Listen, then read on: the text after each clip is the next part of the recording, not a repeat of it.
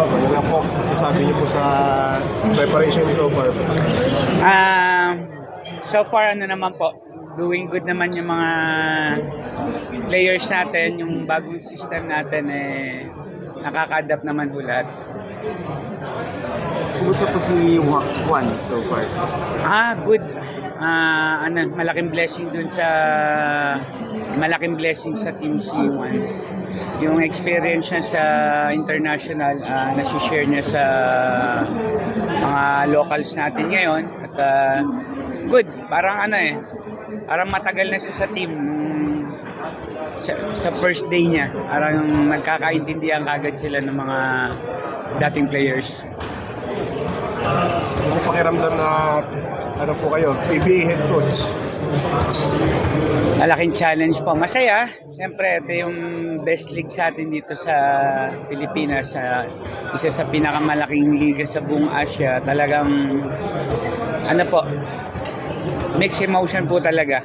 Pero siyempre, yung challenge pa rin po sa akin nandito. Medyo mabigat na challenge po sa mga babanggay namin mga teams plus yung mga coaches na makakabangga namin. Talagang nakaka-nervous pa rin po. Rob, nangarap pa kayong maging coach sa balang araw? Wala po kasi parang parang naging destiny lang doon sa mga ibang league. Talagang nung bata ako, more on pag-aalaga ko ng players yung sinimulan ko. Pag-build ng isang player. Pero sa coaching po, wala. Pero parang napunta ko doon So, every league na sinisimulan namin, parang take it a challenge lang po sa buhay ko. Pero obviously may mata kayo sa mga talento rin. Nakita naman natin yung mga na-produce na player nyo from your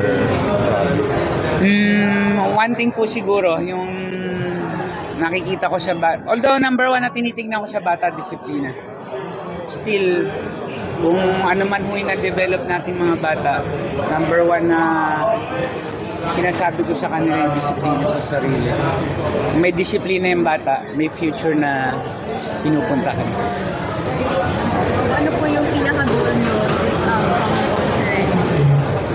Siyempre, sana umangat naman po yung performance po namin. Sabi ko nga, isa sa mga challenge po sa akin yun. Kaya kinakausap ko maigi mga bata na we need to work as a team talaga. Magkaroon kami ng goal talaga para sa next conference or next season. Karamihan po ng mga coach na nakausap namin, lagi nababanggit yung converse. Kapag tinatanong sino yung team na dapat bantayan, so ano po reaction nyo na lagi nababanggit yung converse? Hindi po siguro, hindi kami dapat bantayan nila. Marami pong mas magagaling na team.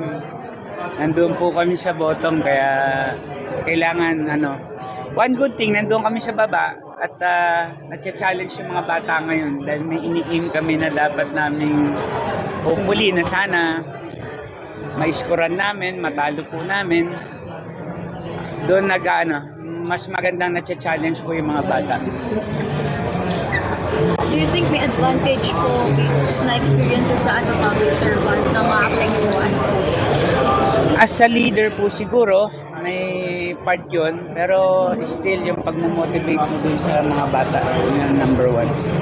Siguro yung experience na inaano kay Zoom, away motivate yung mga inalagaan ng mga bata para mangarap at ma-fulfill yung pangarap nila. Ano yung balance po dun sa pagiging vice governor? Paano po ang gagawin nito? Same thing with Kuya Yeng. Priority pa rin namin yung public service. Especially yung session na obligado po kami na nandun, session day namin. Kailangan ko po i-perform yun. At still yung public service pa rin po yun. Ang number one pa rin po sa akin. So, may advantage din ba? Yung karamihan sa mga talent po, yung mga nanggaling na rin sa... Opo, malaking bagay po kasi kilala na nila ako, kilala ko sila kung anong time na dapat kong gamitin. Alam ko yung Pag yung strong side nila, yung weak side nila, medyo kabisado ko na po. Kaya advantage na rin po yung bagay na yun na kilala ko halos yung mga player ko. Kung tingin mo ba may posibilidad na magkaroon ng all Pampanga dito sa Pilipinas? Hindi naman po siguro aabot sa ganun. Kasi hindi naman po siguro aabot. Siyempre, bilang Kapampangan, pangarap din po yan, pero medyo malabo po yung sitwasyon na yun.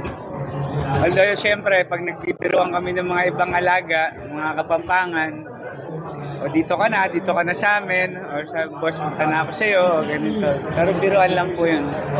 Pero siyempre, we need to act as professional talaga. Yung liga natin is a professional league. Follow tayo kung ano yung policy nila.